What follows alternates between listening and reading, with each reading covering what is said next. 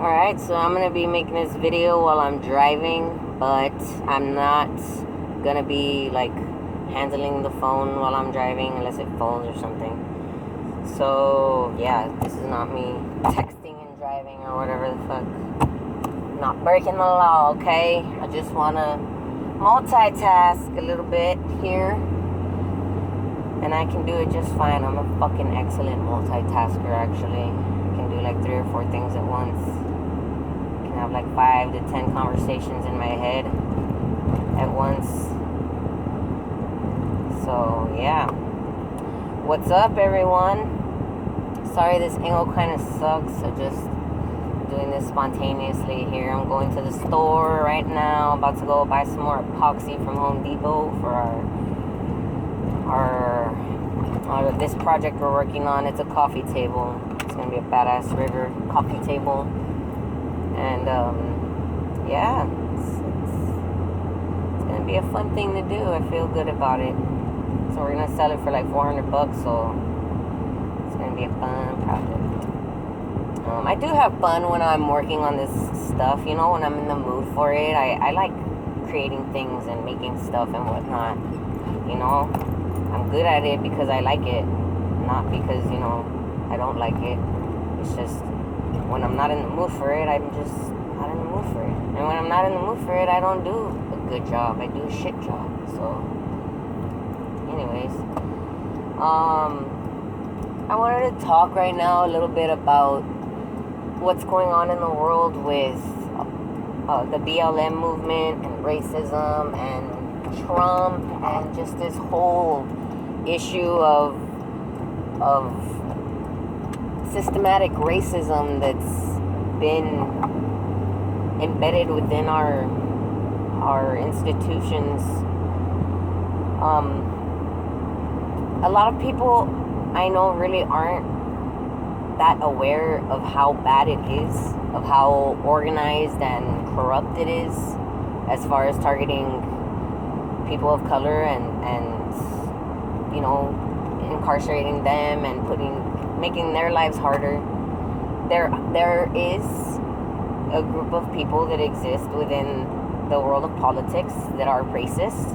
They are probably part of the KKK, and they don't like black people or people of color, minorities, any race other than white people. And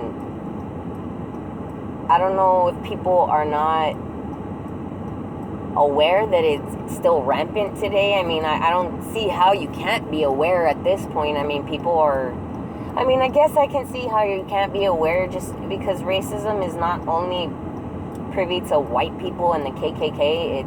It's embedded within every single race, actually, and it's directed towards all races from every single race, or you know, there's no specific, you know, function as far as where racism lies. It's everywhere, and it's just been more, I guess, scrutinized or it's more scrutinized within the white community, and towards white people, because of the fact that it does exist systematically, and it is, you know, people feel the ramifications of that a lot harder than somebody at the store that doesn't like your race and just decides to call you a you know, wetback or beaner or chink or nigger or whatever the fuck they want to call you.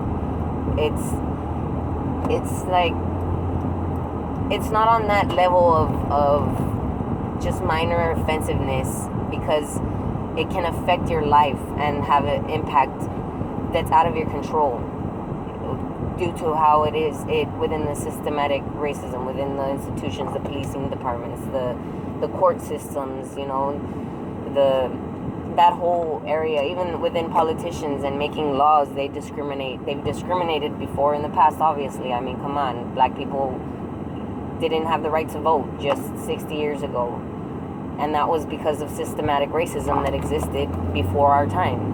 It was there. It's just been something that's been constant and just been evolving into, you know, slightly disappearing, but it hasn't fully ever gone away. It's still there. It's still, you know, and it's right now it's coming to light more.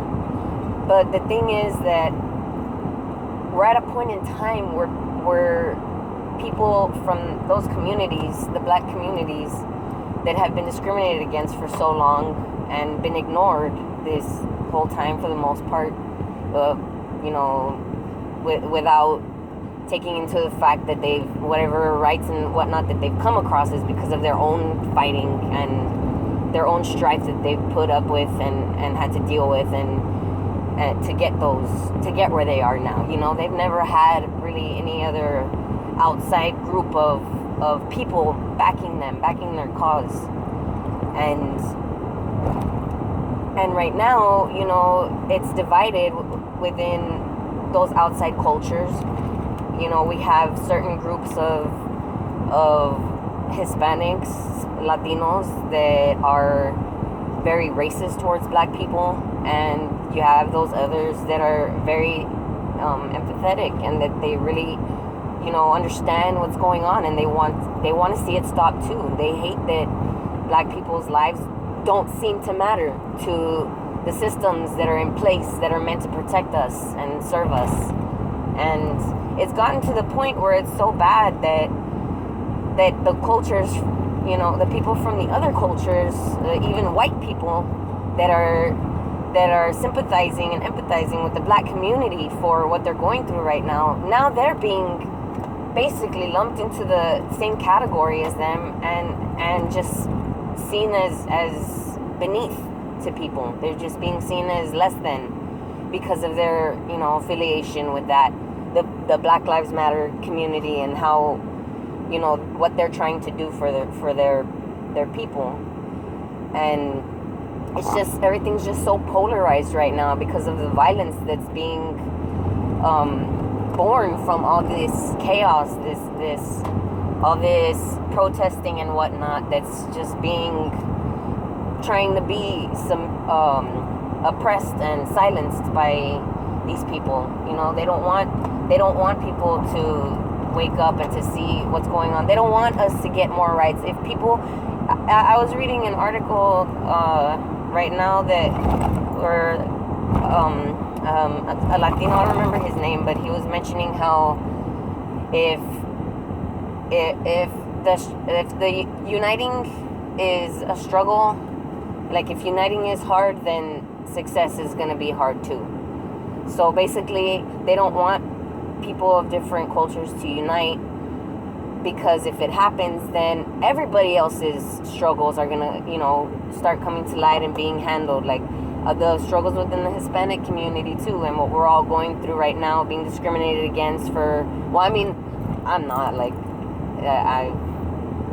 lucky for me, I'm light complected, so I don't ever really feel the sting of racism, because I'm not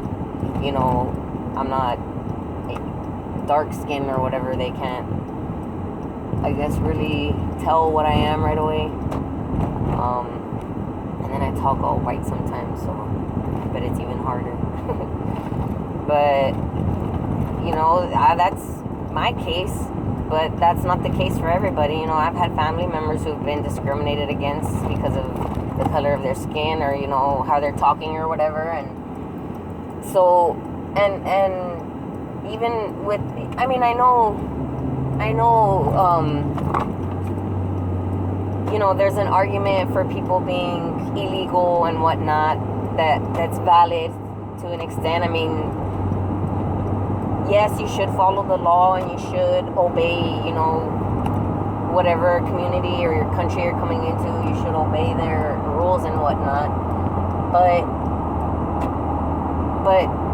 if you take into the specific matters of that whole world, the laws and the regulations, the financial aspects of it, the violence over there, then it's easier to understand why people make the choices that they do sometimes when they, are seeming to put their children at higher risk by crossing. People that judge those types of people more than 50% of the time have not ever lived in their shoes. or have not ever experienced anything minutely close to what those people have felt before. And really, they need to just shut the fuck up, because they don't have any right to be saying anything when their worst struggle is a fucking slap across the face from their mom, or an ass beating for not obeying their parents or whatever. Like, they've never experienced anything like the way these people have, and to judge them is just, most of those people too, this is what really pisses me off.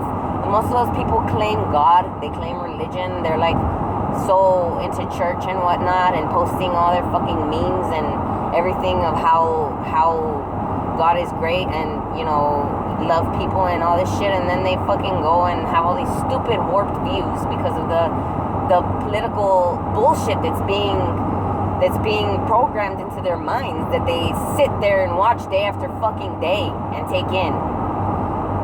Oh my god. Did I pass my exit? No, it's coming. So, yeah,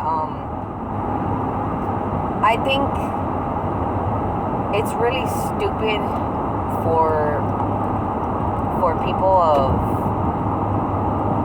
any type of minority group to judge black people for their struggles, because they don't know what it's like to have grown up in that community, to have experienced what they experienced. They don't experience the racism and discrimination that black people face. And so to fucking judge them for that, for being so pissed off after all these generations of being killed and targeted and used and abused and blamed and mistreated and jailed and fucking lives ruined, to blame them for that, for getting mad and not knowing what to do but fucking go and attack their local businesses just to cause some kind of chaos and get some attention to their cause, is beyond selfish. It's beyond fucking selfish. Like, I understand having an opinion of not agreeing with that and being against it. I'm not, let me make this very clear right now. I am not supporting rioting or looting. I am not supporting violence. I don't agree with these protesters that are out there, inciting aggression in people and bringing these dramas that are just causing more death and violence and more negative karma. Like, I'm not in with that. I don't like that. But I get it. I understand why it's like that. And I don't blame them. I don't think they should be, criticized for that. I think they should be heard. You want to fucking stop the violence? Listen to what the fuck they are trying to tell you. And I promise you the violence will stop. And I'm here. Gotta go get my epoxy now.